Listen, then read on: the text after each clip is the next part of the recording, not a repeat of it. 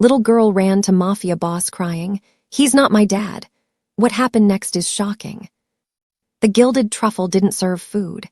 It served status. $200 steaks kissed by Himalayan salt, wine older than most marriages, chandeliers that cost more than houses, and in the corner booth, beneath Italian marble columns and gold-trimmed mirrors, sat the man who made the city's elite nervously whisper into their champagne flutes. Nino Hunter, 34 years old, neck tattoos crawling up from his collar like dark vines trying to choke out the expensive gray suit he wore like armor.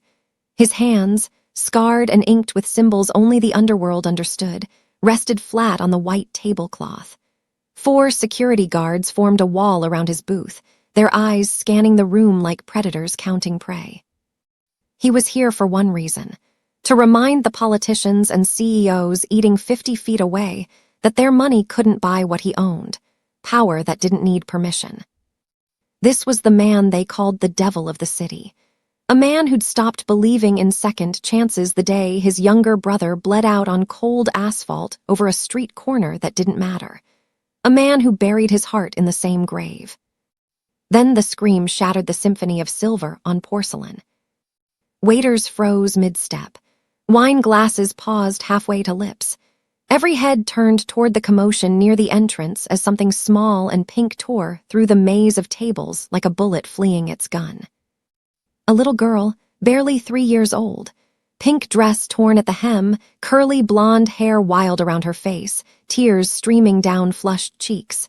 She wasn't looking at the concerned faces leaning toward her, wasn't reaching for the well-dressed strangers offering help. Her eyes, wide, terrified, desperate, locked onto the darkness in the back corner, locked onto the monster everyone else feared. And she ran straight into the mouth of hell. Tiny hands grabbed fistfuls of Nino's silk tie, yanking so hard she nearly pulled herself off the ground trying to climb into his lap. Her whole body shook like she'd been thrown into freezing water. She buried her face into his chest, her tears soaking through his shirt, her heart hammering against his ribs like a trapped bird beating its wings against a cage. "Please," her voice cracked, breaking on the word. "Please don't let him take me."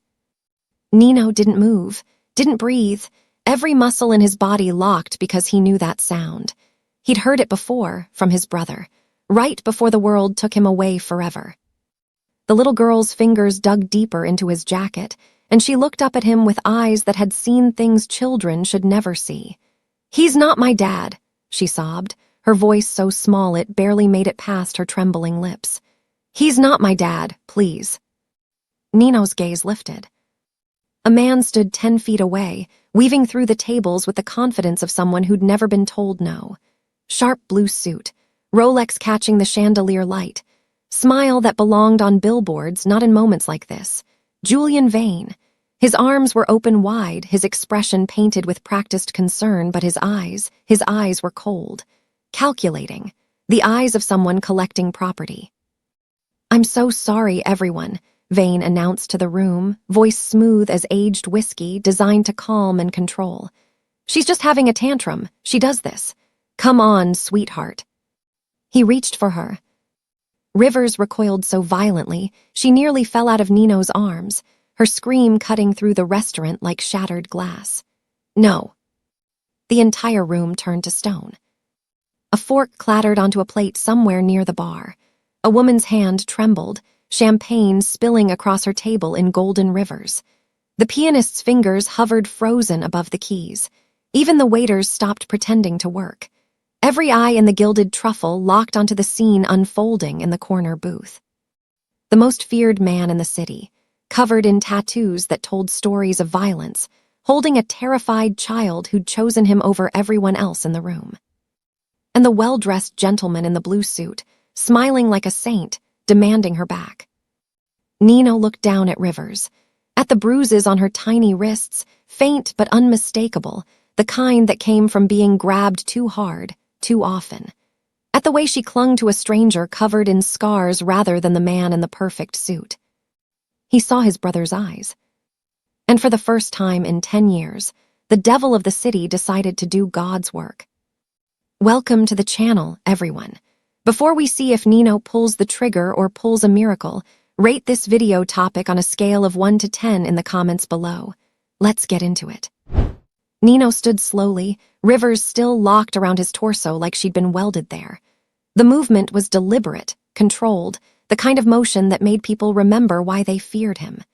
He shifted the girl's weight onto his left arm, cradling her against his chest while his right hand hung loose at his side.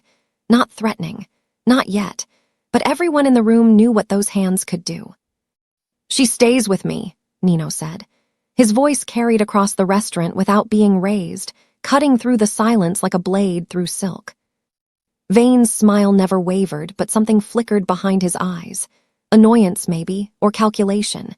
He took another step forward, hands still extended in that practiced gesture of fatherly concern.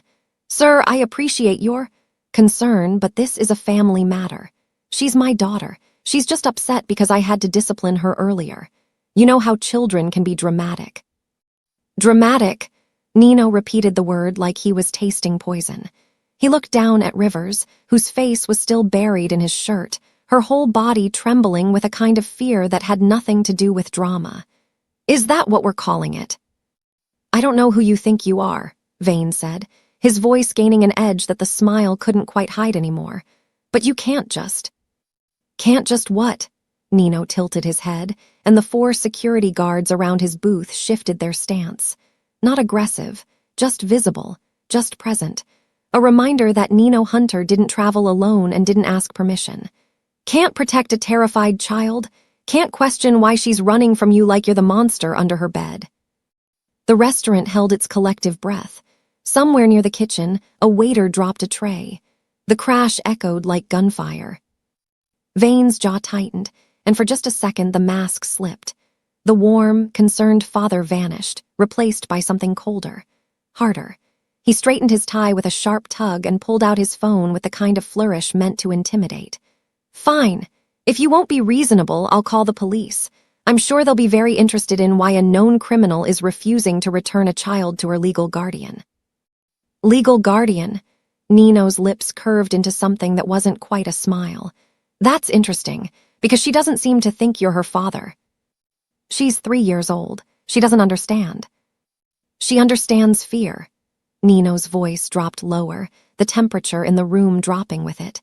"And right now, she's more afraid of you than she is of me. Think about that. She looked at a room full of rich strangers and ran to the man covered in tattoos. What does that tell you about what you've done to her?" Vane's finger hovered over his phone's screen, and his voice shifted into something sharper, more dangerous. "I'm calling them, right now, and when they get here you'll be arrested for kidnapping. Do you understand that? Kidnapping a child. They'll bury you under the prison, and she'll come right back to me anyway. So why don't you save us both the trouble and hand her over before this gets ugly?" Rivers whimpered against Nino's chest, and her small hands fisted tighter in his jacket. He felt the rapid drumbeat of her heart, felt the way she pressed herself against him like she was trying to disappear into his ribs. And that's when he saw them. The bruises. Not the obvious ones on her wrists he'd noticed before, but the others. Finger marks on her upper arms, partially hidden by the short sleeves of her pink dress. 4 distinct circles on one side, one on the other. The exact pattern of someone gripping a child's arm hard enough to leave marks, hard enough to hurt. Bruises didn't lie the way mouths did.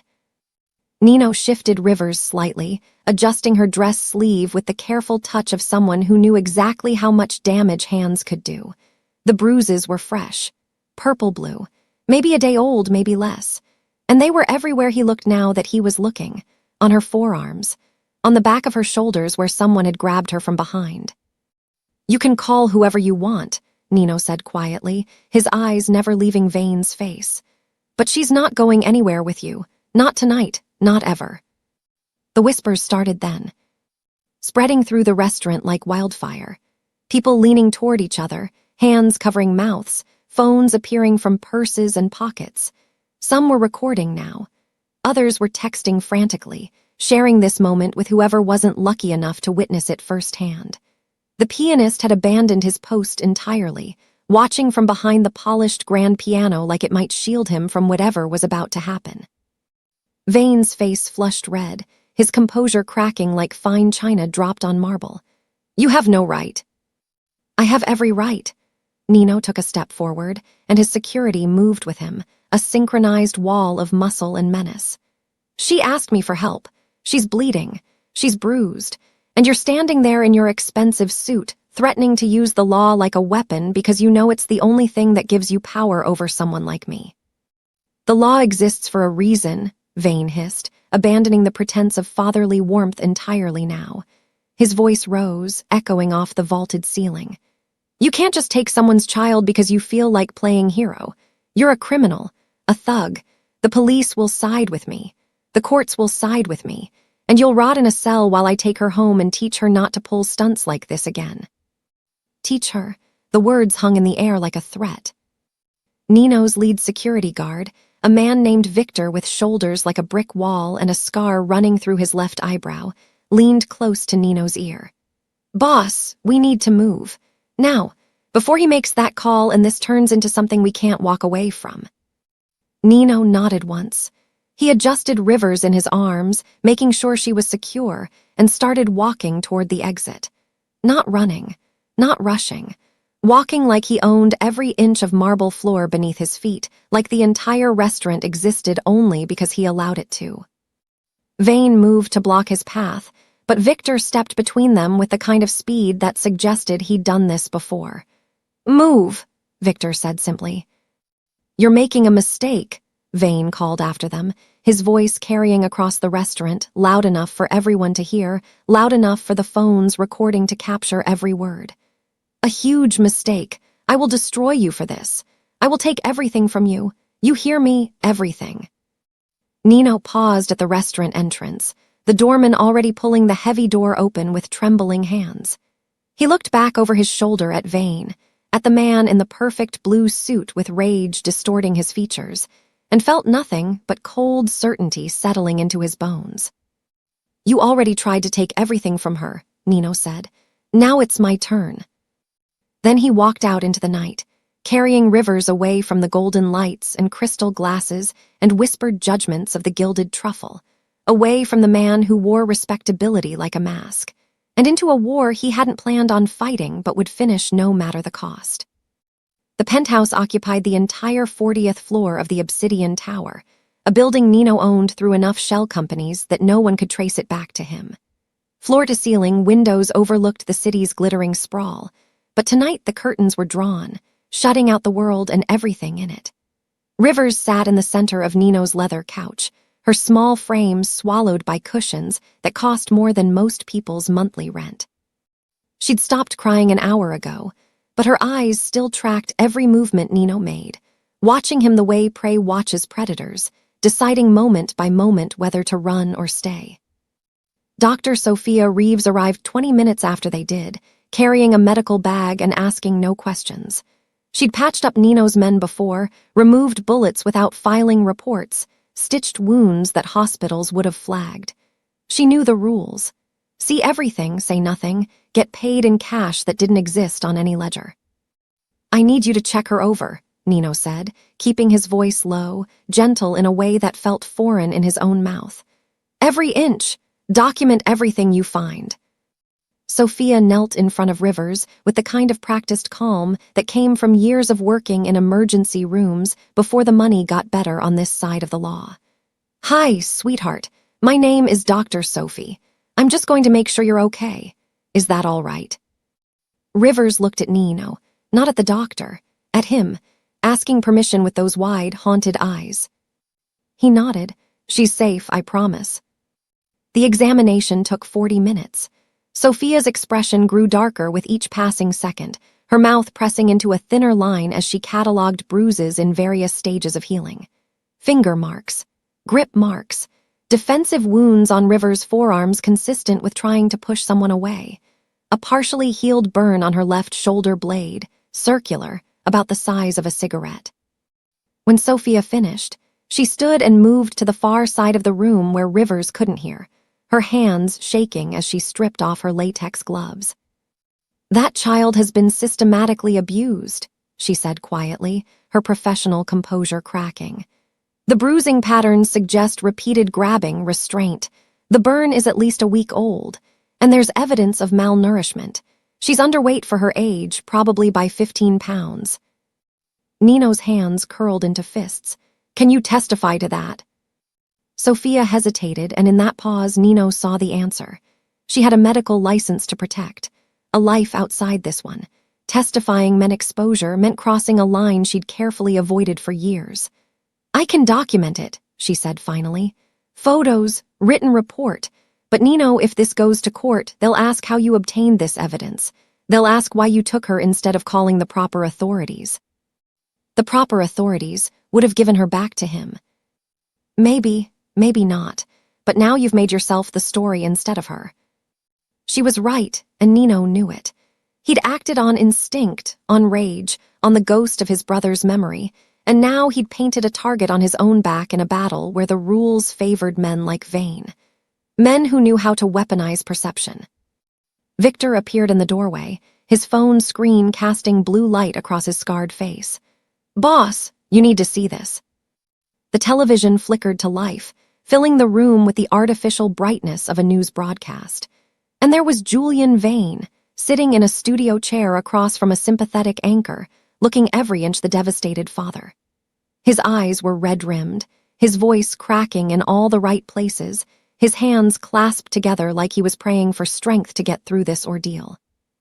I just want my daughter back, Vane said, his voice trembling with manufactured emotion. I took her out for a nice dinner and she got upset when I wouldn't let her order dessert. You know how children can be. But then this man, this known criminal, this mob boss, he just took her, refused to give her back. My little girl is out there somewhere with a violent felon, and I don't know if I'll ever see her again. The anchor leaned forward, her expression a careful blend of concern and outrage. And you're certain this was Nino Hunter, the same Nino Hunter who's been linked to organized crime, racketeering, multiple unsolved murders. I'm certain, Vane said. He had his thugs surround me, threatened me when I tried to get her back. I filed a police report. I've contacted the FBI. I just pray they find her before something terrible happens. The screen cut to file footage of Nino leaving a courthouse 2 years ago, his face set in that hard mask he wore for cameras, his neck tattoos stark against his collar. The caption beneath read, Known crime boss WANTED for kidnapping. Victor muted the television, but the damage was already done. Nino's phone started buzzing, notifications flooding in faster than he could count. News alerts, social media posts. The story was everywhere, metastasizing across the internet like cancer. Hashtags were already trending. Find Rivers, bring her home, Nino Hunter kidnapper. They're eating it up, Victor muttered, scrolling through his own phone. Twitter's calling for your head. Facebook moms are organizing prayer circles for her safe return. Someone already started a GoFundMe for Vane's legal fees. Nino watched the muted television cycle through images of him, each one carefully selected to make him look like exactly what Vane claimed he was. A monster. A threat. A man who stole children in expensive restaurants. The media had already tried and convicted him, and they'd done it in less than 3 hours. On the couch, Rivers had fallen asleep, her small body finally surrendering to exhaustion. She looked impossibly fragile, curled up against the leather cushions, one hand still clutching the edge of Nino's jacket that he'd draped over her like a blanket. She was safe here, in this penthouse fortress, surrounded by men who would kill anyone who tried to reach her. But safe wasn't the same as free, and Nino knew that every hour she stayed here, Vane's narrative grew stronger. The city was turning against him. The law would follow. And when they came, they wouldn't ask questions. They wouldn't look at the bruises or the burn marks or the terror in River's eyes when she looked at Vane. They'd see exactly what Vane wanted them to see, a criminal who took a child and a father who wanted her back. He's good, Nino said quietly, his eyes still on the sleeping girl. I'll give him that. He knows exactly how to play this. Victor moved to the window, peering through a gap in the curtains. News vans are already setting up outside. We've got maybe 6 hours before this place is surrounded. 12 before they get a warrant. Then we don't have time to wait. Wait for what? Nino turned away from the television, away from the images of himself transformed into a monster by careful editing and Vane's practiced lies. For the truth to matter, if we wait, we lose. Vane knows that. He's counting on it. His phone buzzed again. Another news alert. Another 1,000 people who decided he was guilty without knowing a single fact beyond what a man in a blue suit told them. Vane was using the system exactly the way it was designed, weaponizing public opinion and legal procedure against someone the public was already primed to hate. A tattooed criminal against a well-dressed father. There was no contest. The story wrote itself. But stories could be rewritten. Narratives could shift. And Nino hadn't survived this long by playing defense. "Get everyone together," he said to Victor. "Every contact we have, every favor we're owed. I want to know everything about Julian Vane, where he works, where he lives, who he knows, who he pays, everything. Boss, if we go after him now, publicly, it just confirms what he's saying about you."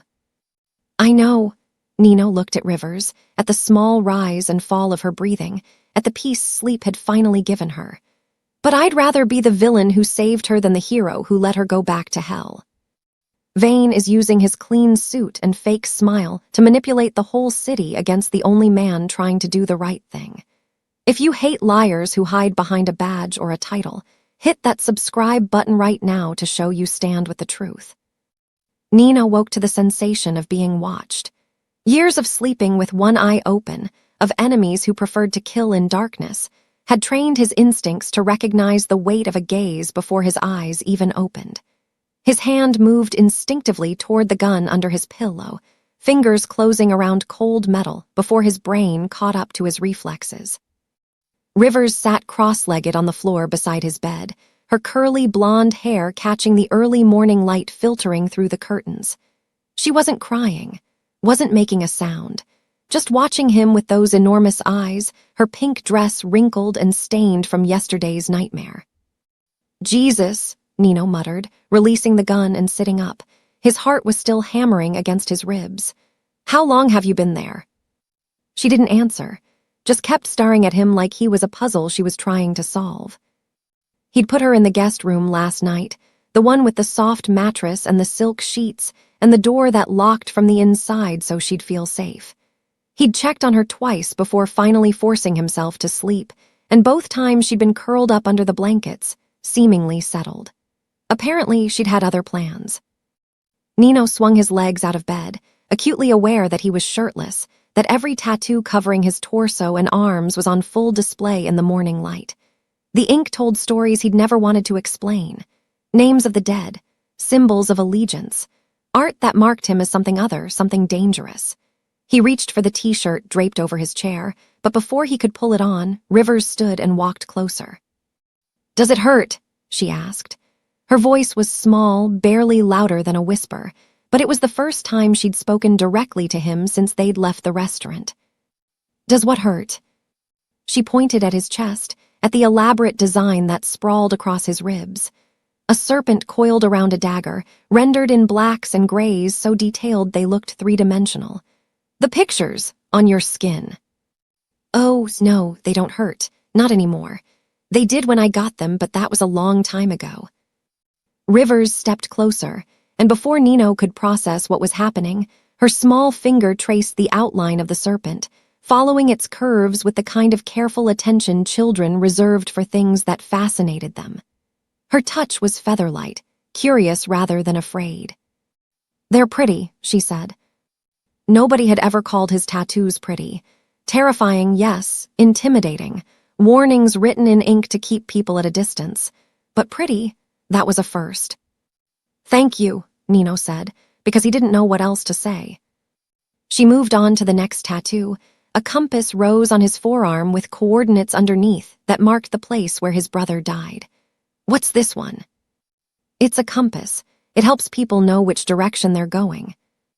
"Are you lost?" The question hit harder than it should have. "Sometimes, yeah, I guess I am." Rivers accepted this with the easy logic of a child who didn't yet know that adults were supposed to have all the answers. She traced the numbers below the compass, her lips moving silently as if she was trying to read them. Then she looked up at him, and for the first time since she'd crashed into his life, something like a smile touched the corners of her mouth. "I like your pictures." "I like them too," Nino said, though that wasn't entirely true. Some of them he'd have erased if he could, would have peeled the ink right off his skin along with the memories they represented. But she didn't need to know that. She wandered around his bedroom after that, her bare feet silent on the hardwood floor, touching things with the reverence of someone exploring a museum. His watch on the nightstand. The books he pretended to read but never finished. The photograph he kept face down in the drawer that she somehow found anyway, pulling it out to study the image of a teenage Nino with his arm around a younger boy, both of them grinning at the camera like they had forever ahead of them. "Who's that?" Rivers asked. "My brother. His name was Theo." "Where is he now?" "He died, a long time ago." She processed this information with the matter-of-fact acceptance children had for death, something they knew existed but couldn't quite comprehend. She set the photo down carefully and moved on to the next thing, the next question, the next discovery. Nino tried to work. He had calls to make, people to coordinate, award a plan against a man who'd weaponized respectability. But every time he picked up his phone or opened his laptop, Rivers appeared at his elbow. When he moved to the kitchen to make coffee, she followed. When he stepped onto the balcony to smoke a cigarette he didn't actually want but needed the ritual of, she stood in the doorway, watching. She didn't ask permission to shadow him, didn't seek reassurance. She simply existed in his orbit like a moon locked in gravitational pull, refusing to drift away. By noon, Nino gave up trying to maintain distance. He made her lunch, grilled cheese cut into triangles because that's what kids liked, right? She ate half of one triangle and pushed the plate away, her appetite still broken by whatever Vane had done to her. But she accepted the apple juice, drinking it slowly while sitting on the kitchen counter and swinging her legs. "What's your name?" Nino asked, realizing he'd been calling her she and the girl in his head for almost 24 hours. "Rivers." "Rivers," he repeated. "That's a beautiful name. Is it your real name?" She nodded, then hesitated, a shadow crossing her face. "My mommy gave it to me, before she went away." "Where did she go?" "Heaven, that's what the nice lady said. She said my mommy couldn't take care of me anymore, so she was going to find me a new family." Nino's chest tightened. The nice lady, who was she? "I don't remember her name. She had long brown hair and she smiled a lot, but then she cried when the man came to get me. She said she was sorry. She said she didn't know. But the man said it was okay, that he was going to give me a good home." Julian Vane, the man in the blue suit. Rivers' whole body went rigid at the name, her small hands gripping the edge of the counter so hard her knuckles went white. "He said I should call him Daddy, but he's not my daddy. He hurt me when I said no." "I know, sweetheart, I know. He said nobody would believe me because I'm little and he's important. He said if I told anyone, he'd make me go away like Mommy." Nino knelt down so they were eye level, so she could see his face clearly when he made this promise. "I believe you, and I'm not going to let him take you away. Do you understand? He's never going to hurt you again." "But he's important," Rivers said, her voice breaking. "You said he's important, and you're just the scary man with the pictures." "Yeah," Nino said softly. "But sometimes the scary men are the only ones brave enough to fight the important ones." She studied his face for a long moment, her eyes searching for something. Truth, maybe, or safety, or just someone who wouldn't disappear like everyone else had. Then she slid off the counter and wrapped her arms around his neck, pressing her face into his shoulder the same way she had in the restaurant. But this time there was no terror in her grip, just trust. And Nino, who'd built his empire on fear and violence and the careful maintenance of emotional distance, felt something crack open in his chest. Something he'd thought Theo's death had killed forever. He wrapped his arms around this tiny girl who saw past his tattoos and his reputation and his carefully constructed armor, and made a silent vow that even if it cost him everything, even if it burned his entire world to the ground, he would keep her safe. Because she'd chosen him. Out of everyone in that restaurant, everyone in the city, she'd run to the monster and asked him to be a hero. And he'd be damned if he'd let her down. The war room took shape in Nino's penthouse by nightfall. Victor had cleared the dining table, replacing fine china and crystal with laptops, external hard drives, and 3 monitors arranged in a semicircle. 2 men sat hunched over keyboards, their fingers moving with the kind of practiced speed that came from years of cracking digital safes and slipping through firewalls like ghosts. Alexander, thin and pale with dark circles under his eyes, was the best data forensics specialist money could buy. Beside him sat Felix, younger and brasher, wearing a hoodie that proclaimed "Trust no one" in faded letters across his back. Between them, they'd broken into government databases, corporate servers, and encrypted communications networks for everyone from rival crime families to politicians who needed their scandals buried. Tonight, they were hunting Julian Vane. Nino stood behind them, arms crossed, watching lines of code scroll across screens he didn't understand. Rivers was asleep in the guest room, finally convinced to rest after hours of shadowing him. Victor stood by the window, phone pressed to his ear, coordinating with contacts across the city who owed Nino favors or feared him enough that favors were irrelevant. "Got his social security number," Felix said, pulling up a database that definitely wasn't legal to access. "Julian Christopher Vane, age 42, clean record, not even a parking ticket. Guy's either a saint or very, very careful." "Nobody's that clean," Nino muttered. "Agreed." Alexander cracked his knuckles and dove deeper, pulling financial records that materialized on screen like magic. "Let's see what his money tells us. Bank accounts, credit cards, property holdings." The information bloomed across the monitors in cascading windows. Vane lived well. Very well. A penthouse in the Diamond District worth $3 million. A vacation home in the Hamptons.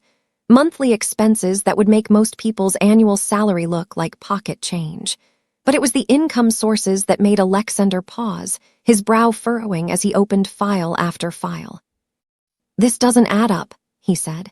"His official employment is listed as executive director at something called Prestige Care. Nonprofit organization, registered charity status. Tax exempt. According to their public filings, he pulls a salary of $90,000 a year." $90,000 doesn't buy a $3 million penthouse, Nino said. "Exactly. So where's the rest coming from?" Felix pulled up Vane's recent transactions, and the screen filled with deposits. Large ones. $50,000 here, $75,000 there. $100,000 payments arriving like clockwork every few weeks. None of them from Prestige Care. All of them from shell corporations with names like Bright Futures LLC and Safe Harbor Holdings and New Beginnings Foundation. "Those are front companies," Victor said from the window, his call finished. "I've seen this setup before. Rich people use them to move money they don't want traced." Alexander was already digging into the shell corporations, following the digital breadcrumbs backward through layers of corporate registration and offshore accounts. These companies don't produce anything, don't provide services. They exist purely to receive money and redistribute it. Classic money laundering structure. "Who's sending the money?" Nino asked. Felix pulled up a list of names attached to the transactions, and Nino recognized several immediately. A real estate mogul who'd been investigated for fraud 3 times but never charged. A tech CEO with a taste for young escorts and drugs that didn't show up on standard toxicology screens. A hedge fund manager whose face appeared regularly on financial news networks, always smiling, always confident, always one step ahead of the Securities and Exchange Commission. "These aren't random rich people," Nino said quietly. "These are predators, the kind who think their money makes them untouchable." "And they're all paying Vane," Victor added. "The question is why?" "Prestige Care." Alexander pulled up the organization's website, and it loaded with the kind of polished perfection that screamed expensive design team. Soft colors, smiling children, testimonials from grateful parents. The tagline read, "Creating families, changing lives." The mission statement described a nonprofit dedicated to streamlining the adoption process for qualified families, helping children find loving homes without the bureaucratic delays that plagued traditional channels. They specialized in private adoptions, working with birth mothers who wanted to personally select their child's future family. Fast, discreet, compassionate. "It looks legitimate," Felix said, scrolling through pages of success stories and happy endings. Too legitimate, Nino countered. Pull their financial records, real ones, not the public filings. It took Alexander 20 minutes to crack Prestige Care's internal accounting system. When the spreadsheets appeared on screen, the room went silent. Column after column of transactions, each one meticulously documented. But these weren't charitable donations or grant funding. These were payments listed as placement fees and facilitation costs and expedited processing. $50,000 for an infant girl, $75,000 for twin boys, $100,000 for a toddler described only as blonde, green eyes, minimal medical history. They're selling children, Victor said, his voice flat with the kind of rage that came from seeing something so obscene it defied immediate emotional response. Felix pulled up more files, these ones containing photographs and profiles. Children arranged like merchandise, complete with specifications. Age, appearance, health, status, temperament. Some of them had notes: quiet, well-behaved, no behavioral issues. Others had red flags documented clinically, cries frequently, requires special attention, possible developmental delays. Those children had lower prices. Jesus Christ, Felix whispered. Alexander kept digging, his face pale in the monitor's blue glow. He found contracts, legal documents signed by people whose names appeared on the payment records, adoption agreements that looked official, stamped with state seals and notarized signatures. But buried in the fine print were clauses that no legitimate adoption would ever include: liability waivers, non-disclosure agreements, provisions that essentially absolved Prestige Care of any responsibility for the child's welfare post-placement. These aren't adoptions, Alexander said. These are sales contracts. They've just dressed them up in legal language to make it look legitimate. How long has this been running? Nino asked. Felix pulled up the incorporation date. Prestige Care was founded 7 years ago. Based on the financial records, they've facilitated approximately 230 placements, at an average of $60,000 per placement. That's almost $14 million, Victor finished. Nino's hands clenched into fists. $14 million, 230 children. 7 years of operating in plain sight, while the law looked the other way because the paperwork was clean and the people involved were too important to question. Find Rivers in that system, Nino said quietly. Alexander searched the database using every variation of the name, cross-referencing with approximate age and physical description. The file appeared after 30 seconds. Rivers Adelaide Montgomery, age 3, placed 6 months ago with Julian Vane for a fee of $85,000. The birth mother was listed as deceased. No father on record. The child had been referred to Prestige Care by a social worker named Grace Holloway, whose notes described Rivers as traumatized by recent loss of mother and requiring stable home environment. But there was another document attached to Rivers' file, an internal memo not meant for external eyes. Vane had flagged her case personally with a note that made Nino's blood run cold. High-value client requesting specific criteria. This placement meets requirements. Expedite processing. Client willing to pay premium for discretion. He sold her to someone else, Victor said. Vane bought her from this Prestige Care operation and turned around and sold her to another buyer. He's not just using the system, Nino said. He's running his own side operation through it, taking children from Prestige Care and brokering them to clients who want more discretion than even this nightmare provides. Felix pulled up Vane's communications, emails that the encryption was supposed to keep private, but couldn't stand against his intrusion. Messages to anonymous email addresses discussing merchandise and delivery schedules and client specifications. One recent exchange made Nino's vision narrow to a pinpoint. From Vane, the girl is proving difficult. Client is reconsidering, may need replacement. Reply, understood. We have 3 new acquisitions arriving next week. We'll send profiles. From Vane, perfect. Client prefers younger, easier to train. Train, like she was a dog. Like these children were products to be molded and broken and sold to the highest bidder. Copy everything, Nino ordered. Every file, every transaction, every email. I want documentation that could bury this operation 10 times over. Already on it, Alexander said, external hard drives whirring as terabytes of data transferred.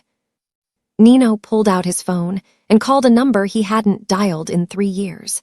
It rang 4 times before a woman's voice answered, professional and cautious. Elena Vasquez, Investigative Unit. It's Nino Hunter. I have a story for you. The kind that wins Pulitzers and destroys careers. Interested? A pause. Elena Vasquez was a journalist who'd built her reputation on exposing corruption, who'd gone after politicians and corporations with the tenacity of someone who believed the truth still mattered. She'd interviewed Nino once, years ago, and hadn't flinched when he'd told her exactly who and what he was. I'm listening, she said. They came at dawn, when the city was still shaking off sleep, and the news vans outside had rotated shifts.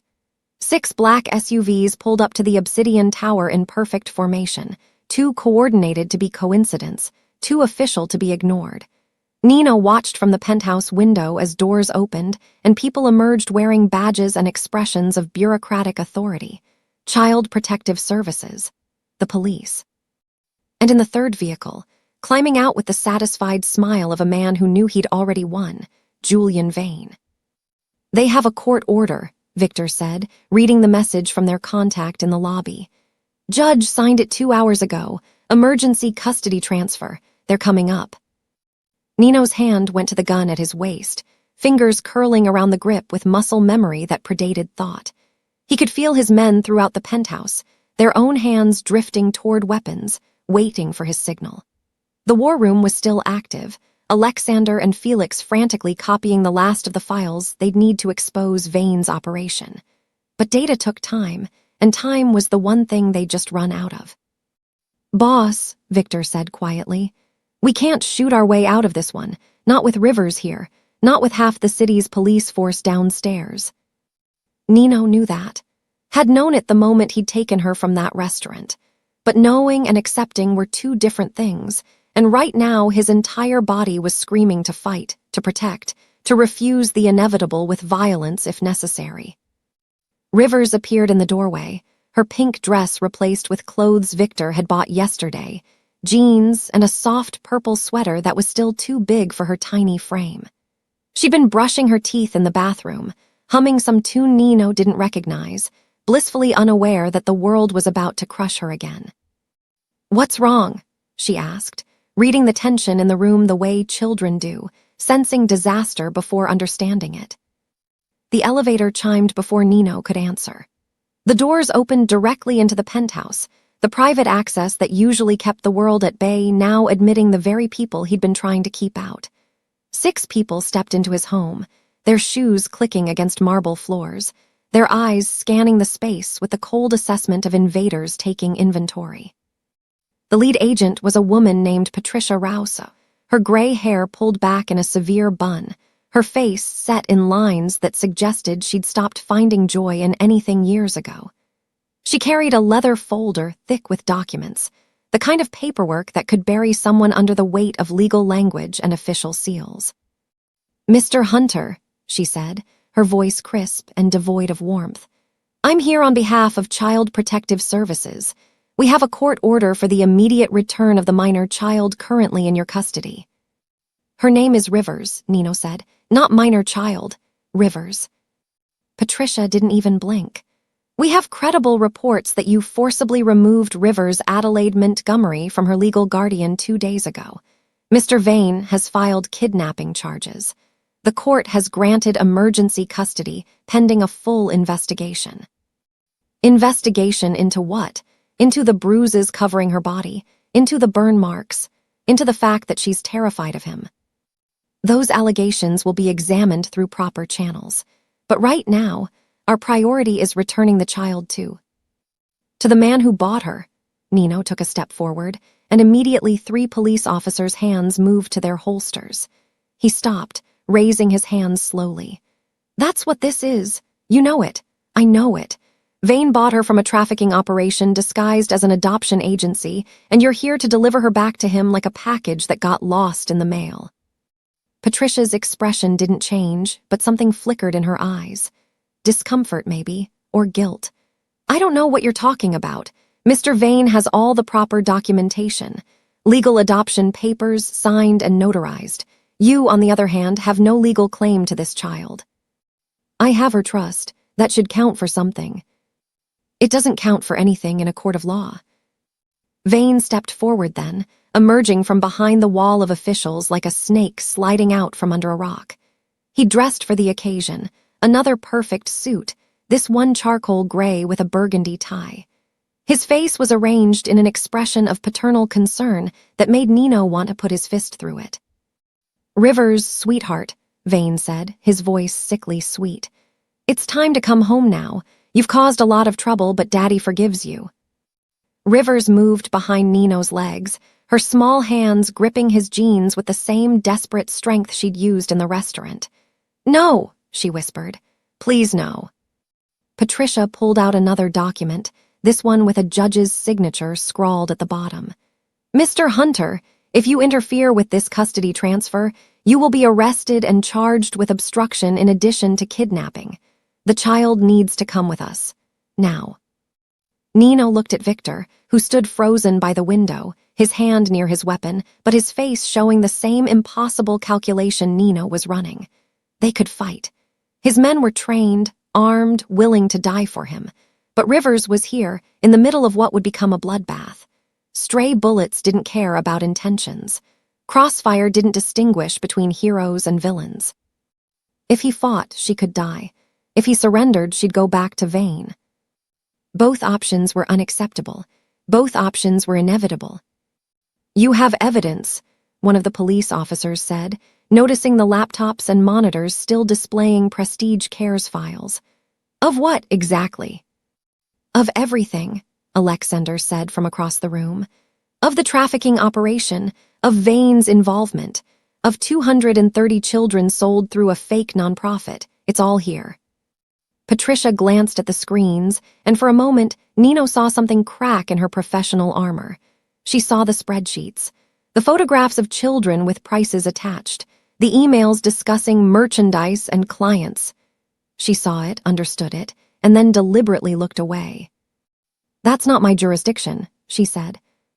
"My job is to ensure the child's immediate safety, and right now, the court has determined that means returning her to her legal guardian."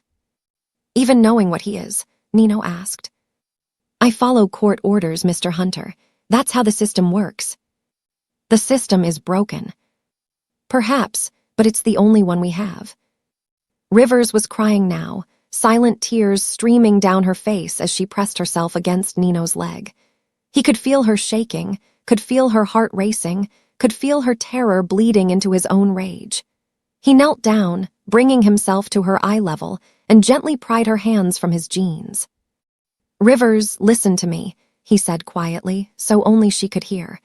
"I need you to go with them right now, just for a little while." "No," she sobbed. "You promised. You said he couldn't hurt me anymore." "I know what I promised, and I'm going to keep that promise. But if we fight right now, people are going to get hurt. You might get hurt. I can't let that happen." "But he'll hurt me." "I won't let him. I'm going to fix this. I'm going to make it so you never have to see him again. But I need time, and I need you to be brave just a little bit longer." "I don't want to be brave," Rivers whispered, her voice breaking. "I want to stay with you." Nino pulled her into his arms, holding her tight enough to memorize the weight of her, the way she fit against his chest, the smell of the strawberry shampoo Victor had bought her. "I'm coming for you," he said into her hair.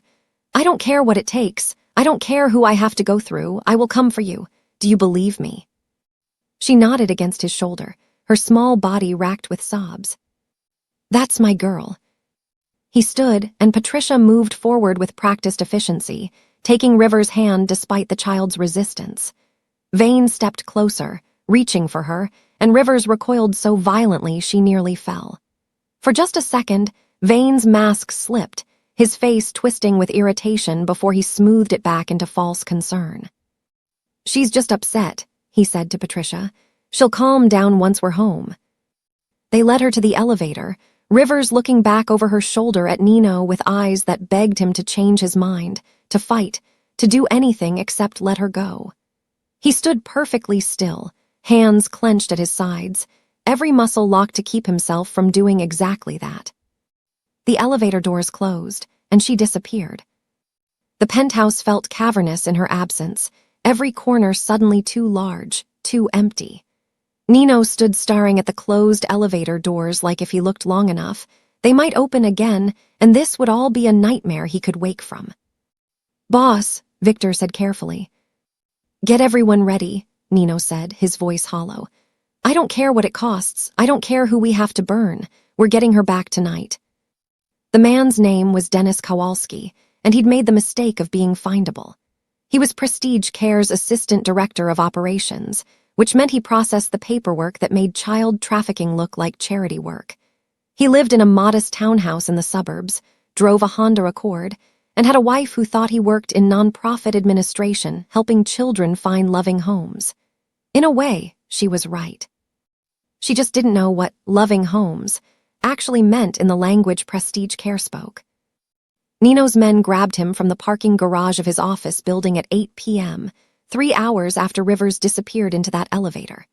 They were efficient, professional, invisible to the security cameras Victor had already looped.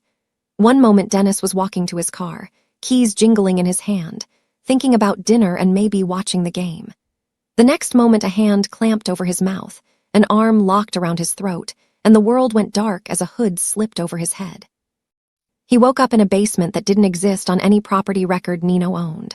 The room was concrete and cold, lit by a single bulb hanging from the ceiling that swung slightly, casting shadows that moved like living things. Dennis was zip-tied to a metal chair, his dress shirt soaked with sweat, his glasses missing so the world was a blur of shapes and terror. Nino stood in front of him, silent, letting the fear build.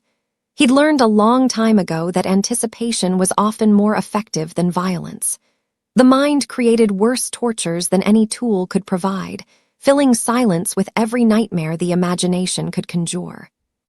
"Please," Dennis finally stammered, his voice cracking. "Please, I don't know what you want. I don't have money. I'm nobody. You've got the wrong guy." "Dennis Kowalski," Nino said quietly. "Age 37, married to Rebecca for 9 years. 2 kids, Tyler and Hannah, ages 6 and 4. You work for Prestige Care, processing adoption paperwork. You've been there for 4 years. You make $62,000 a year, plus bonuses based on placement volume." Dennis went very still. "How do you?" "I know everything about you, where your kids go to school, what route your wife takes to work, the coffee shop you stop at every morning where the barista knows you like 2 sugars and no cream." Nino leaned closer, his voice dropping to something barely above a whisper. "I know you're not the monster running this operation. You're just the accountant, the paper pusher, the guy who tells himself he's just doing his job." "I don't know what you're talking about." "Yes, you do." Nino pulled out his phone and showed Dennis a photograph. Rivers, her face streaked with tears, being led out of his penthouse by Patricia Rouso and Julian Vane. "This little girl, 3 years old. She was placed through your agency 6 months ago with Julian Vane. I need to know where he took her tonight." Dennis's face went pale. "I can't tell you that. They'll kill me." "I'll kill you if you don't." "You don't understand. These people, they're connected. They're powerful if I talk." Nino grabbed the front of Dennis's shirt and lifted him, chair and all, slamming him back down hard enough that the metal legs screeched against concrete. "You're worried about them. They're not here. I am, and right now I'm the only thing in this room that matters." Victor appeared from the shadows carrying a toolbox, setting it down on a table with a metallic clang that made Dennis flinch. He opened it slowly, revealing an array of implements that had been used before for exactly this purpose. Pliers, a blowtorch, knives of various sizes. Victor selected a pair of bolt cutters, testing them in his hands with a sharp metallic snip that echoed through the basement. "Wait," Dennis gasped. "Wait, please, I have kids, I have a family." "So did Rivers," Nino said, "until your organization took advantage of her mother's death and sold her to a monster. So right now, I don't give a damn about your family. I care about one thing, where is she?" "I don't know, I swear I don't know. I just process the paperwork. I don't track where the kids go after placement." Victor moved closer with the bolt cutters, reaching for Dennis's hand. Wait. Dennis was hyperventilating now, his words tumbling over each other in desperate panic. Vane has a property. It's not in his name. It's under one of the shell companies, Safe Harbor Holdings. They use it as a transition facility. Transition facility for what? Dennis closed his eyes, shame and fear warring on his face. For children who are being moved between placements. Sometimes the first placement doesn't work out. Sometimes the clients want exchanges.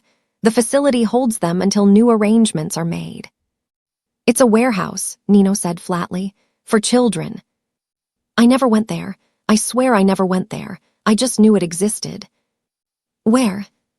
Industrial District, near the old meatpacking plants. 4747 Warehouse Row. It's disguised as a storage facility for medical supplies.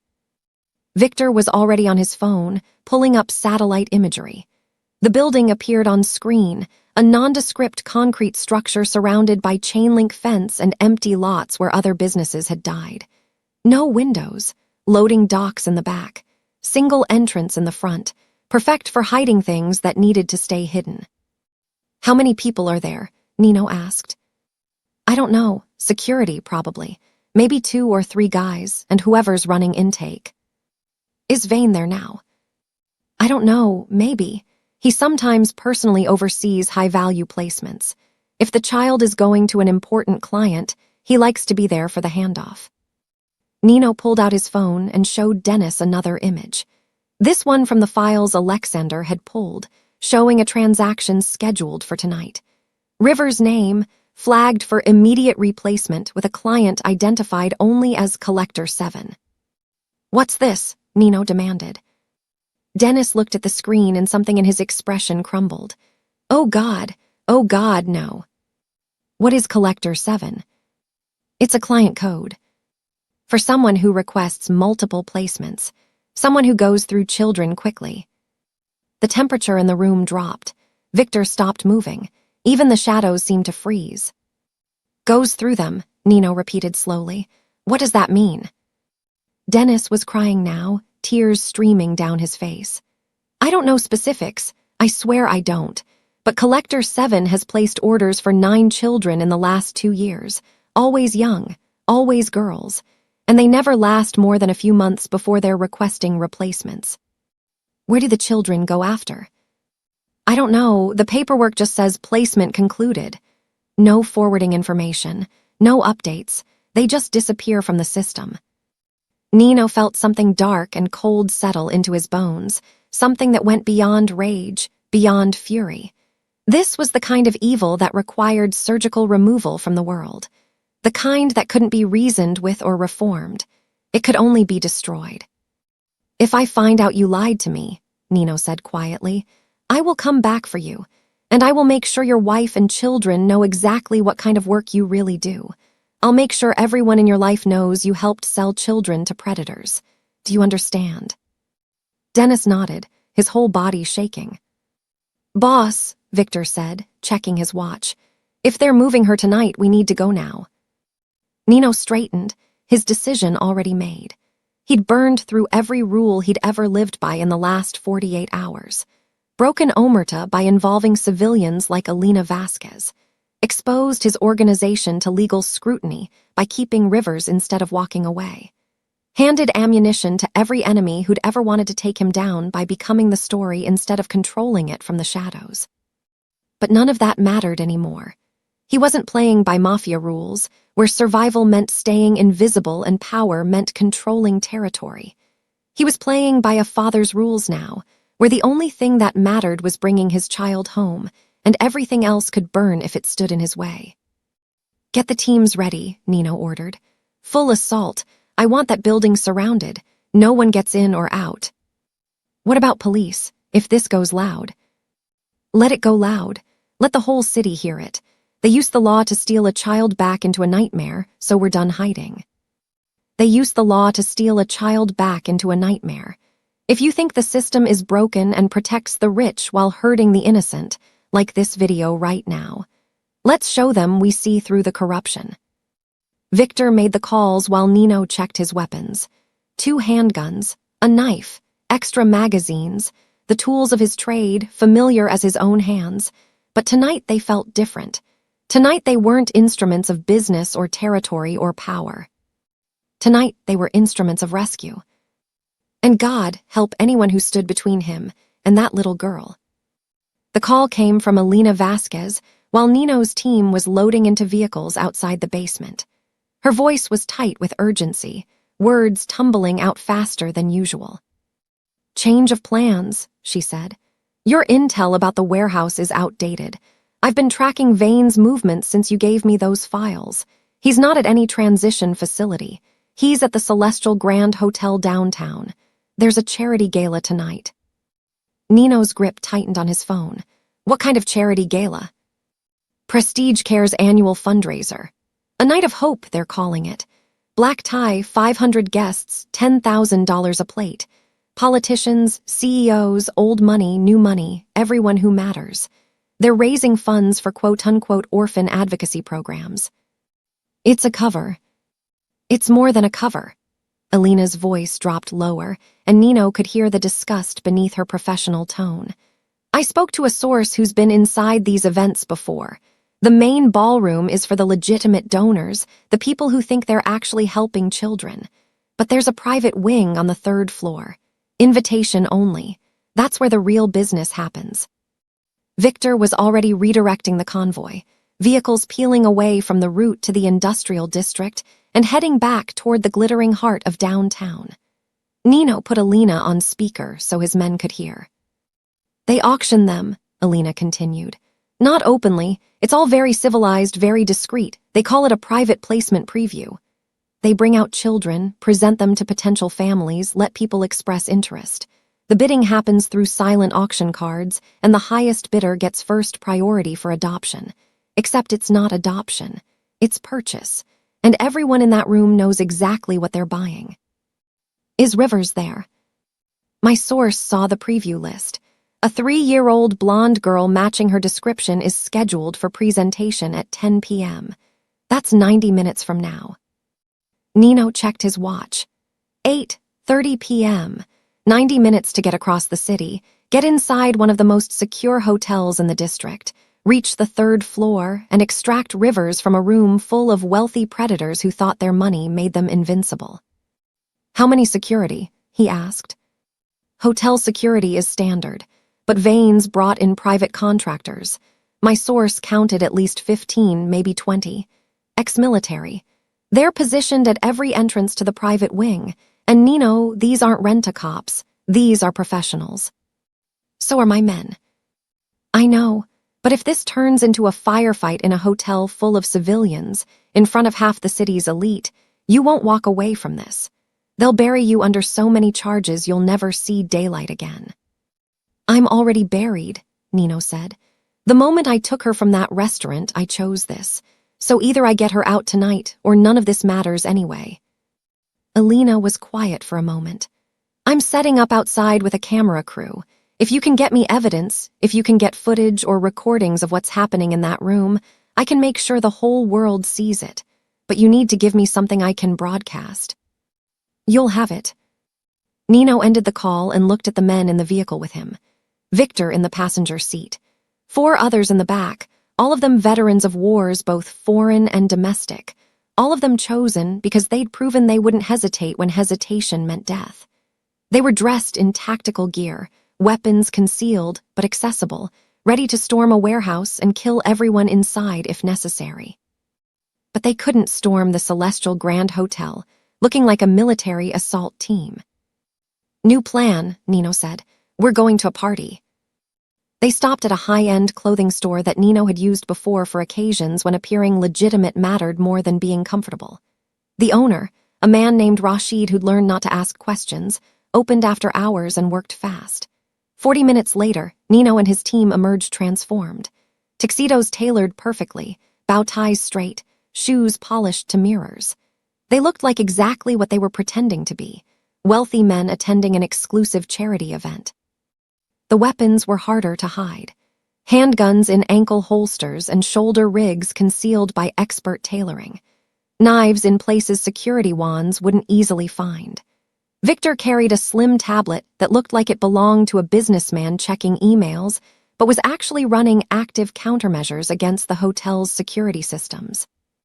They arrived at the Celestial Grand at 9:15 p.m.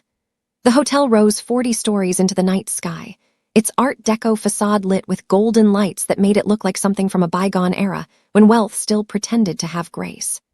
The circular driveway was clogged with luxury vehicles, valets in white gloves opening doors for women in evening gowns and men in tuxedos who'd probably never worked a day in their lives.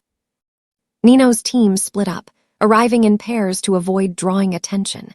He walked in with Victor, both of them moving with the confident stride of men who belonged in places like this.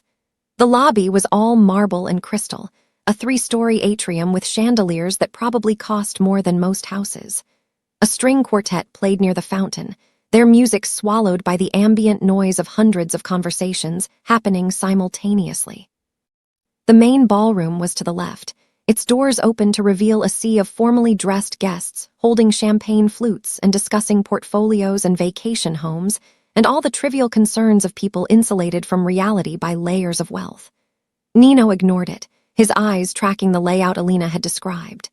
The elevators were ahead, bank of 6, all monitored by hotel security. The stairs were to the right, but those would be monitored too. The 3rd floor, private wing, that's where Rivers was. 2 of Nino's men, Raphael and Dimitri, had already positioned themselves near the elevator banks, blending into the crowd with the ease of predators who'd learned to hide among prey. Another 2, Alexei and Samuel, had found positions near the stairs. They were all armed, all ready, all waiting for Nino's signal. Victor's tablet chirped softly. He'd hacked into the hotel's security feed, giving them eyes on the 3rd floor. The screen showed a long hallway with ornate doors on either side, and at the far end, double doors guarded by 4 men in dark suits with earpieces and the kind of posture that screamed military training. "That's the private wing," Victor murmured. "I count 6 guards in the hallway plus the 4 at the entrance, more inside probably. Can you loop the cameras?" "Already done. We've got a 10-minute window once we move. After that, someone's going to notice the footage is repeating." Nino studied the screen, memorizing the layout. 1 hallway, multiple rooms. Rivers could be in any of them, or she could already be in the main presentation room, waiting to be paraded in front of monsters with checkbooks. Every second they waited was another second closer to her being handed over to Collector 7, whoever that was, whatever they wanted her for. "Boss," Raphael's voice came through the nearly invisible earpiece Nino wore. "We've got movement. Vane just entered the building. He's heading to the elevators." Nino turned and saw him across the lobby. Julian Vane in an immaculate black tuxedo, diamond cufflinks catching the chandelier light, moving through the crowd with the easy confidence of a man on home territory. He was smiling, shaking hands, playing the role of charitable director who cared deeply about children's welfare. But Nino saw past the costume now, saw the predator wearing human skin, saw the broker who'd built an empire on selling innocence to the highest bidder. Vane entered an elevator, and the doors closed behind him. "He's going up," Victor confirmed, watching the floor indicator. "3rd floor, he's heading to the private wing." Which meant the presentation was about to start, which meant they were out of time.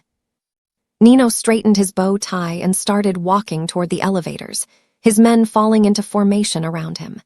They moved through the crowd like sharks through water, graceful and deadly, leaving ripples of unease in their wake.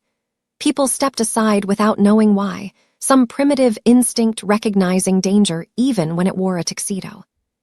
"We go in quiet," Nino said into his earpiece. "Find Rivers, get her out. If we can avoid shooting, we avoid it. But if anyone tries to stop us, put them down." "And Vane?" Victor asked. Nino's jaw tightened. "Vane is mine." They reached the elevators just as one opened, disgorging a group of laughing socialites who barely noticed the men in tuxedos stepping inside. The doors closed, sealing them in polished brass and mirrors that reflected 6 men who didn't belong at charity galas, who'd come here for one purpose only. The elevator began to rise, carrying them toward the 3rd floor, toward the private wing, toward Rivers and the auction that would decide her fate if Nino didn't get there first. He checked his weapon one last time, the weight familiar and reassuring against his ribs. Around him, his men did the same, a synchronized preparation for violence that might explode in the next few minutes. The elevator chimed softly as it passed the second floor. Then the third. The doors opened onto a hallway that smelled like expensive cologne and cold marble, and at the far end, 4 guards turned to face them with hands already moving toward concealed weapons. Nino stepped out first, his hands visible and empty, his smile polite and meaningless. "Gentlemen," he said, "I'm here for the private presentation. I believe I'm on the list." The lead guard was a mountain of a man with a shaved head and a scar bisecting his left eyebrow. His hand hovered near his jacket, and his eyes conducted a rapid assessment of Nino and his men, cataloging threats and calculating response times. "Name?" he asked, his voice gravel scraped over concrete. "Dante Rossini," Nino said, using an alias attached to one of his legitimate business fronts. "I was invited by Mr. Castellanos, import-export. Perhaps you've heard of me." The guard consulted a tablet, scrolling through names while his 3 companions maintained their positions, forming a human barrier between the elevators and the double doors behind them. Nino could hear music filtering through those doors, something classical and refined, punctuated by the murmur of conversation and the occasional clink of crystal. "You're not on the list," the guard said flatly. Victor stepped forward, pulling out his own tablet and displaying an email that Alexander had fabricated 30 minutes ago. "Mr. Castellanos sent this confirmation yesterday. Perhaps there was an administrative error." The guard studied the email, and for a moment Nino thought they'd have to do this the hard way. Then a door to the left opened and a woman in an evening gown emerged, her face flushed with champagne and satisfaction. She barely glanced at the confrontation happening in the hallway, too focused on texting someone about what she just witnessed inside. In that brief moment when the door stood open, Nino saw inside. A room decorated like something from a European palace, all gilt and velvet and crystal chandeliers. 50 people in evening wear, holding champagne and auction paddles with numbered cards. And at the front, on a small raised platform, a child. A boy, maybe 5 years old, turning in a slow circle while a woman in a burgundy dress described his qualities like he was a prize stallion. The door closed, but the image burned into Nino's retinas. The guard was still studying the email when his earpiece crackled with a message. He listened, his expression unchanging, then nodded. "Mr. Vane says to let them in. He'll verify credentials personally." The guard stepped aside, and the double doors opened like the mouth of hell welcoming new arrivals. Nino and his men walked through into a nightmare dressed as Charity. The room was exactly as obscene as that brief glimpse had suggested. Chandeliers dripping with crystal, walls covered in silk damask, a bar in the corner serving drinks that cost more per glass than most people made in a day. The 50 guests were a catalog of wealth and power. Politicians Nino recognized from news broadcasts, CEOs whose companies were household names, old money families whose fortunes stretched back generations, and new money tech moguls still wearing their disruption like badges of honor. They were all watching the platform where the woman in burgundy had finished presenting the 5-year-old boy. Auction paddles rose throughout the room. Card number 23, card number 7, card number 41. Each one a bid, each bid a price placed on a child's life. "Wonderful," the woman said, her smile bright and empty. "We have excellent interest. The final selection will be made within 48 hours, and the chosen family will be contacted directly." The boy was led off the platform by a handler, disappearing through a side door. Another child was brought out immediately. A girl, maybe 6, with dark hair and eyes that had already learned not to hope for anything. Nino's hands curled into fists, his entire body locked tight to keep from pulling his weapon and executing everyone in this room. Victor's hand landed on his shoulder, a quiet reminder that they were here for Rivers, that they couldn't save them all, that revenge had to wait until rescue was complete. Julian Vane stood near the platform, holding court with a circle of admirers who laughed at his jokes and hung on his words like he was dispensing wisdom instead of orchestrating atrocities. He saw Nino and his smile widened, predatory and pleased. "Gentlemen," Vane said, excusing himself from his sycophants and approaching with outstretched hands. "I'm so glad you could make it, though I don't believe we've met." "Dante Rossini," Nino said, shaking the offered hand and resisting the urge to break every bone in it. "I heard about your organization through mutual friends. Impressive work you're doing here." "We try to make a difference." Vane's eyes were calculating, studying Nino's face like he was trying to place where he'd seen it before. Recognition flickered, then solidified. "Wait, you're—" "Looking for someone," Nino interrupted. "A little girl, 3 years old, blonde curls, pink dress. You might remember her from a restaurant a few days ago." Vane's mask slipped for just a second, his smile freezing into something ugly before he recovered. "I'm afraid I don't know what you're talking about." "Really?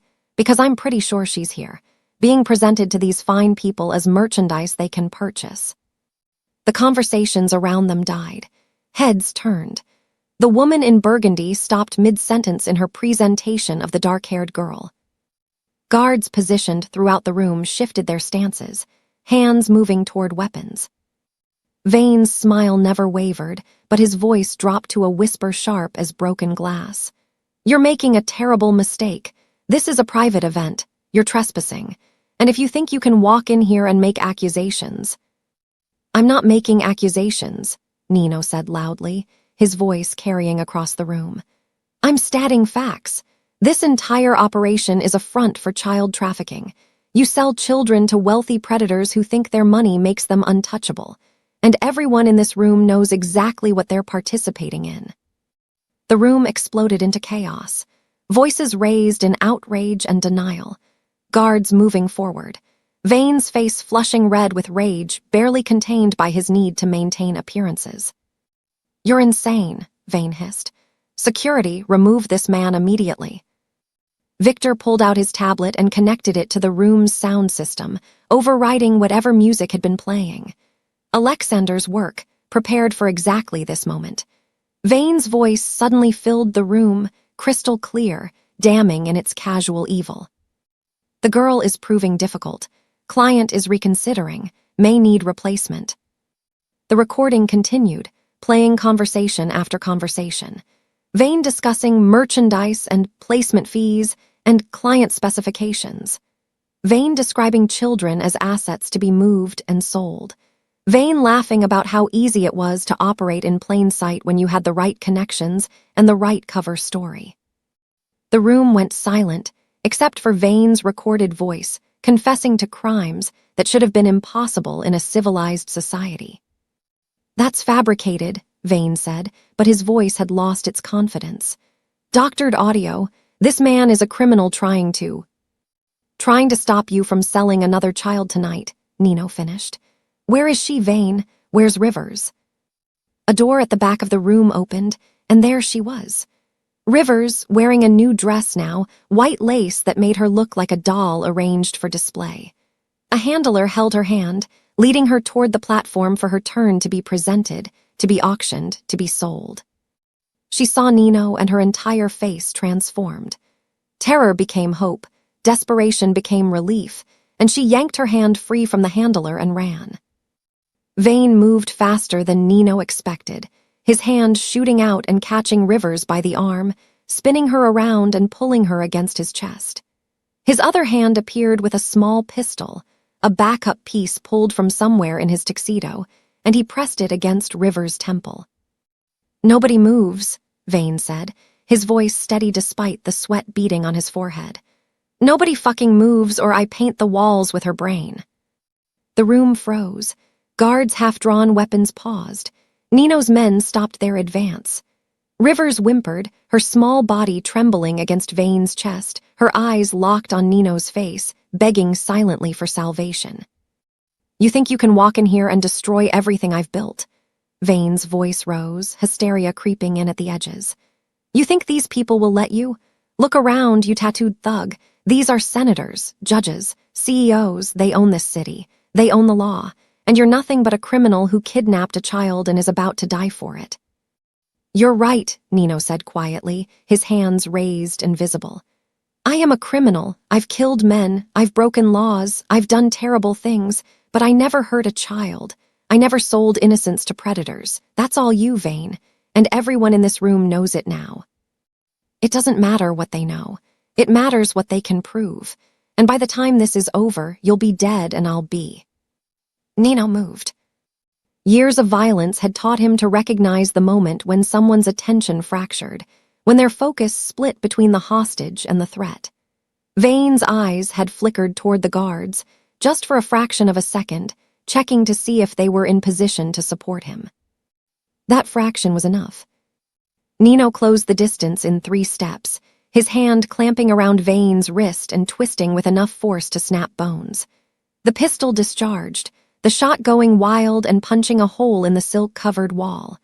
Rivers dropped, and Victor was there instantly, scooping her up and shielding her body with his own.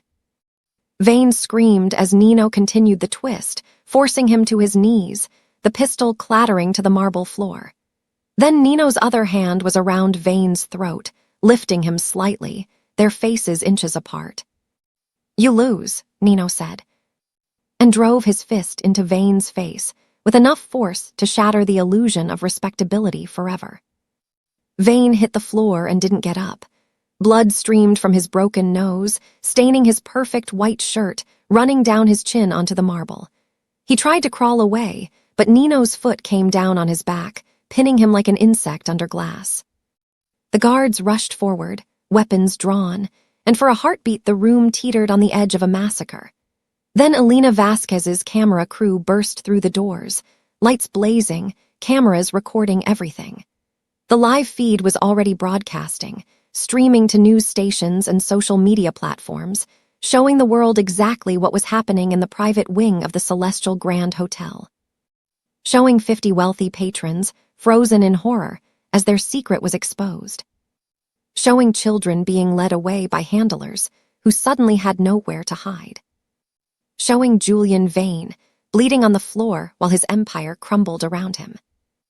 FBI, nobody move. Federal agents flooded the room from multiple entrances, moving with the coordinated precision of a raid they'd been planning for hours. Later, Nino would learn that Alina had taken the evidence Alexander compiled straight to a federal prosecutor she trusted, someone who'd been trying to crack Prestige Care for 2 years, but could never get past the wall of lawyers and political connections. The recordings, the financial documents, the emails, everything Nino's team had stolen became the foundation for arrest warrants that were being executed across the city simultaneously. The warehouse Dennis had mentioned was being raided right now. So was Prestige Care's main office. So were the homes of 12 board members who'd profited from selling children while hiding behind nonprofit status and charity galas. But Nino didn't care about any of that. He only cared about Rivers, who Victor had carried to the corner of the room, as far from the chaos as possible. She was crying into Victor's shoulder, her small body shaking with sobs that came from somewhere deeper than fear, somewhere that held every terrible thing she'd experienced in her short life. Nino walked over and knelt beside them. Rivers looked up, her face streaked with tears, and reached for him. He gathered her into his arms, and she buried her face in his neck, her fingers clutching his jacket like she was afraid gravity might tear her away. "I've got you," he whispered. "I've got you, sweetheart. It's over. He can't hurt you anymore." "Promise." Her voice was so small, so broken. "I promise." Federal agents tried to separate them for questioning, but Special Agent Linda Torres, the woman leading the operation, took one look at Rivers clinging to Nino and made a decision that probably violated protocol, but honored something more important than rules. "He can hold her while we talk," Torres said. "Just keep them in sight." The next hours blurred together, statements given while Rivers slept against Nino's chest, paramedics checking her over while she refused to let go of his hand, lawyers arriving with paperwork and warnings about the legal nightmare Nino was walking into. He'd assaulted Vane in front of dozens of witnesses. He'd trespassed. He'd brought weapons into a hotel. He'd hacked security systems and violated a dozen laws even before he'd thrown that first punch. But he'd also exposed the largest child trafficking operation the city had ever seen. The scales of justice would have to figure out how to balance those realities. Vane was arrested, let out in handcuffs while news cameras captured his swollen face and ruined tuxedo. He tried to make a statement, tried to claim he was the victim, but nobody was listening anymore. His voice had been replaced by the recordings that played on every news channel, confessions that couldn't be explained away or spun by expensive lawyers. Patricia Rousseau from Child Protective Services was arrested too, along with 2 judges and 5 police officers who'd been on Vane's payroll. The corruption ran deeper than anyone had suspected, a network of people who traded their integrity for money and convinced themselves they were just doing their jobs. 6 weeks later, Nino stood in a family courtroom wearing the same gray suit he'd worn the night Rivers crashed into his life. His lawyers had prepared him for this moment, warning him that family court judges were notoriously conservative, that his criminal record would weigh heavily against him, that the system was designed to favor traditional families over tattooed mob bosses with questionable pasts. Rivers sat beside him, her hand wrapped around his pinky finger, wearing a yellow dress that Victor's wife had picked out specially for today. She'd been staying with Nino since that night at the hotel, placed in his temporary custody, while the state figured out what to do with all the children rescued from Prestige Care's network. Judge Margaret Chen entered the courtroom, her black robes crisp, her expression unreadable. She was 72 years old, a grandmother who'd spent 40 years on the bench and had a reputation for following the letter of the law even when it broke hearts. She looked at the file in front of her for a long moment, then at Nino, then at Rivers. "Mr. Hunter," she began, "I've reviewed your petition for adoption. I've also reviewed your criminal record, which is extensive. Multiple arrests for assault, racketeering, conspiracy. You've been investigated for murder, though never charged. You're a known associate of organized crime. By every standard metric we use to evaluate adoptive parents, you are spectacularly unqualified." Nino felt his jaw tighten, felt the protest rising in his throat, but his lawyer's hand on his arm kept him silent. "However," Judge Chen continued, "I've also reviewed the circumstances that brought this child into your life. I've read the testimony from the federal agents who witnessed what you did at the Celestial Grand Hotel. I've seen the evidence you compiled that led to the dismantling of a trafficking network that operated for 7 years while our system looked the other way. And I've spoken with Rivers herself." The judge looked at Rivers directly. "Sweetheart, can you tell me again what you told me in my chambers?" Rivers looked up at Nino, seeking permission. He nodded, and she stood on her chair so she could see the judge better over the tall bench. "I said Nino is my dad," Rivers said clearly. "Not because someone said so or because of papers, because he came for me when nobody else did, because he kept his promise, because when I look at him, I'm not scared, I'm safe." Judge Chen's expression softened, just slightly, the granite facade cracking to reveal the grandmother beneath. "And if I were to say that Mr. Hunter's background makes him unsuitable to be your father, what would you say to that?"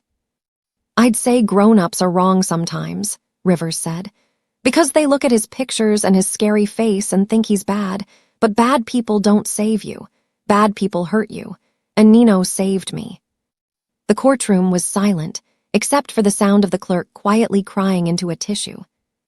Judge Chen closed the file in front of her and folded her hands on the bench. "Mr. Hunter, I'm going to grant your petition for adoption, but I'm going to be watching. You'll have mandatory check-ins with social services, surprise home visits, educational requirements. If at any point I believe Rivers is in danger or being exposed to your criminal activities, I will reverse this decision immediately. Do you understand?" "I understand, Your Honor." "Then by the power vested in me by this court, I hereby grant full parental rights and responsibilities to Nino Hunter. Rivers Adelaide Montgomery is now legally your daughter." Rivers launched herself at Nino, and he caught her mid-jump, holding her tight while she squealed with a happiness that seemed impossible after everything she'd survived. His lawyers were shaking his hand, congratulating him, already discussing the conditions and requirements of the judge's decision. But Nino wasn't listening. He was looking at the little girl in his arms who'd seen past his tattoos and his reputation and his carefully constructed armor to find the man underneath. The man who'd lost his brother and thought he'd lost his capacity to protect anyone. The man who'd built an empire on fear but found redemption in a 3-year-old's desperate plea. Outside the courthouse, news cameras waited. The story had captured the city's imagination. The mob boss who saved a child and exposed corruption. Some outlets painted him as a hero, others as a criminal who'd gotten lucky. But Nino didn't care about the narrative anymore. He'd spent his whole life controlling how people perceived him, building walls of fear and violence to keep the world at a distance. Rivers had torn those walls down in a single moment, running to him in that restaurant and choosing to trust the monster everyone else feared. And in saving her, he'd saved himself. They walked out into the sunlight, Rivers holding his hand, chattering about the celebration Victor's wife had planned, asking if they could get a puppy, wondering if her new bedroom could be painted purple. Normal questions from a child who was finally, miraculously, learning what normal meant. Nino looked down at the ink covering his hands, the tattoos that told stories of violence and loss and a life lived in shadows. For years, he'd thought they defined him, that the pictures on his skin were prophecies of who he'd always be. But Rivers had taught him that ink was just ink, that scars were just scars, that the only thing that truly defined someone was what they did when innocence looked them in the eye and asked for help. He'd been judged by his face his entire life, while the real monsters wore smiles and suits and hid behind respectability. Not anymore. Nino was judged by his face, while the real monster wore a smile and a suit. If you believe everyone deserves a chance to be a hero, no matter what they look like, drop a comment saying, "Don't judge," below. I'll heart the best ones. "Daddy," Rivers asked, testing the word for the first time now that it was official. "Yeah, sweetheart. Can we go home now?" Home, a word that meant something different now. Not just a penthouse fortress or a place to hide from the world, but somewhere safe where a little girl could heal and grow and learn that not everyone would hurt her. "Yeah," Nino said, lifting her onto his shoulders the way fathers do. "Let's go home." And together, the tattooed devil and the little girl in the yellow dress walked away from the courthouse, away from the cameras and the judgment and the broken system that had failed them both, walking toward something neither of them had believed was possible anymore. A family.